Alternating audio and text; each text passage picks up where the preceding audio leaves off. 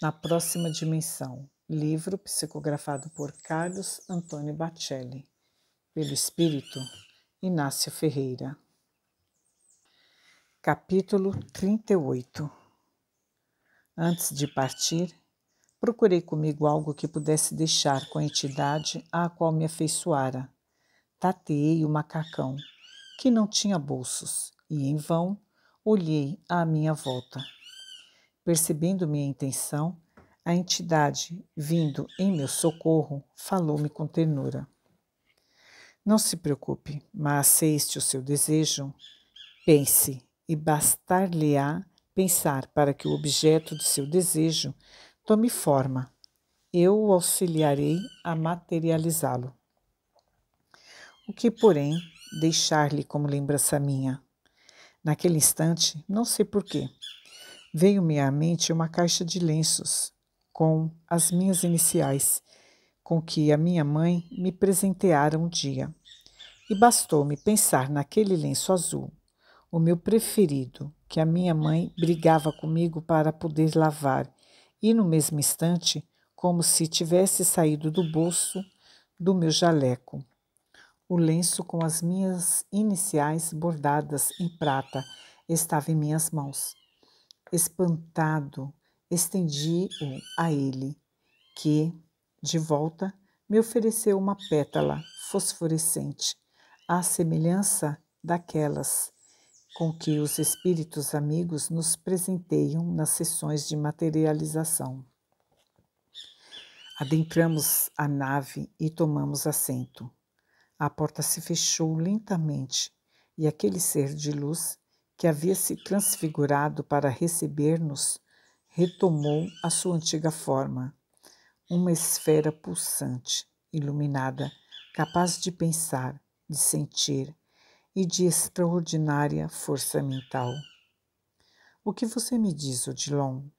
Provoquei, na esperança de que o amigo me falasse que aquilo tudo não passava de um sonho.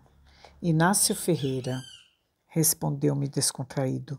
Você me desculpe, mas não sinto a menor vontade de conversar. Não? Não.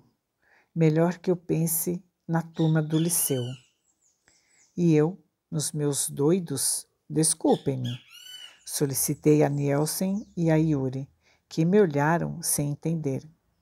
Varando uma daquelas bolhas gigantes pela qual havíamos entrado, atravessamos a fronteira e pude ver o sol.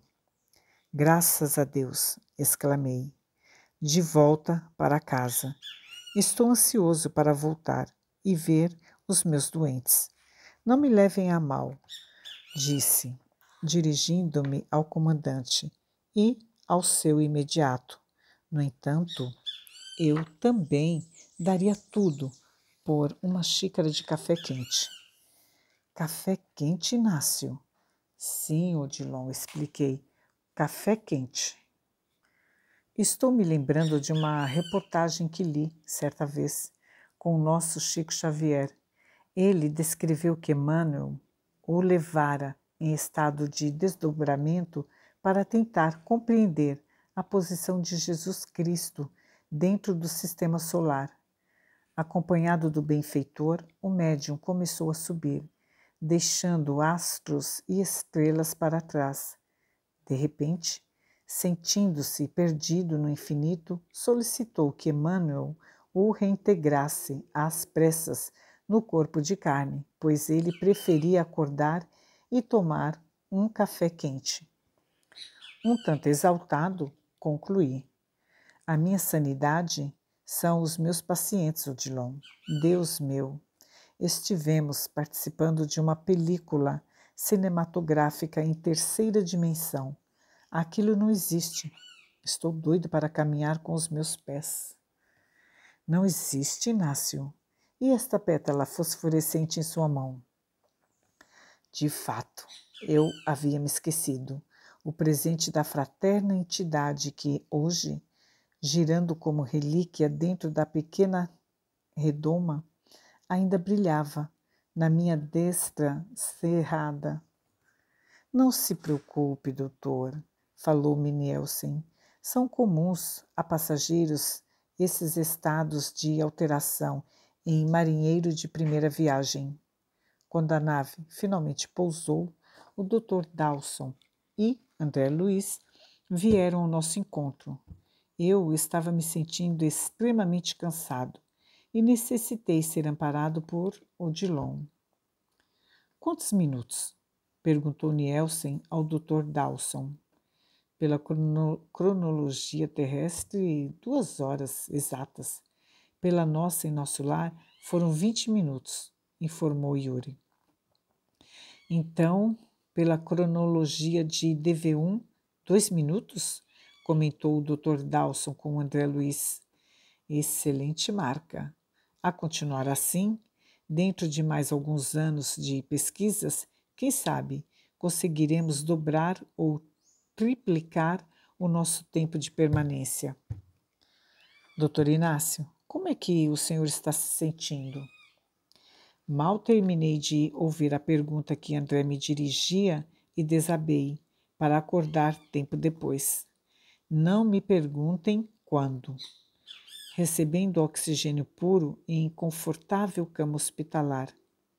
Não fora a viagem em si que me afetara o equilíbrio do corpo espiritual, igualmente sujeito a um sem número de variações. O que me abatera fora o inusitado da experiência, o imaginável tornado real, a minha falta de cabeça para organizar aquilo tudo dentro de mim. Por um bom tempo eu demoraria a me recuperar. Sendo examinado por André Luiz, o médico amigo me aconselhou: quanto mais depressa você voltar às atividades do hospital que dirige, mais prontamente se restabelecerá. Assim sendo, quando pude caminhar, sem experimentar aquelas vertigens e aquele abafamento, o Dr. Dawson providenciou para que um aerocar nos reconduzisse à colônia que habitamos. Que beleza, confesso-lhes, tomar a caminho da roça. E, enquanto regressava, meditava comigo. Não dá para subir mais. É daqui para a terra de novo. Não tenho cérebro para viver e respirar fora do meu ambiente. E pensei, meu Deus, o que Jesus Cristo não terá passado para viver entre os homens há 2000 anos? Como é que ele pôde se adaptar aqui? Agradeci ao estimado Odilon pela companhia e pelos dias em que ele se manteve preocupado comigo. Você já se habituou a estes nossos problemas existenciais, não é, Odilon? Indaguei ao companheiro. Como é que você consegue não se deixar afetar pelas coisas do mundo espiritual e mantém a serenidade? Inácio, esclareceu-me. No começo, eu também me sentia assim como você, mas depois precisamos pensar nos nossos irmãos que, no mundo, vivem quase em completa inconsciência, sugestionaram-se tanto a ser lagartos que vivem se arrastando, esquecidos que podem, por seu esforço, apressar o fenômeno da própria transfiguração. Temos tanto a fazer que, sinceramente, eu não me preocupo com outra coisa que não seja cumprir o mais fielmente possível com o dever de cada dia. O resto é consequência, Inácio. Foi bom termos participado da excursão que o nosso estimado André Luiz nos ensejou. No entanto, não nos convém sonhar muito, sob pena de olvidarmos a realidade em que vivemos.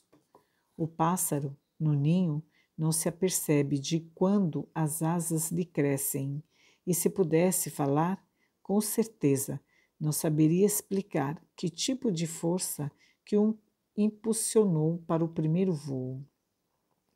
Trabalhemos, cuidando das menores obrigações que nos dizem respeito, aprendendo a extrair de cada uma delas o seu conteúdo de alegria.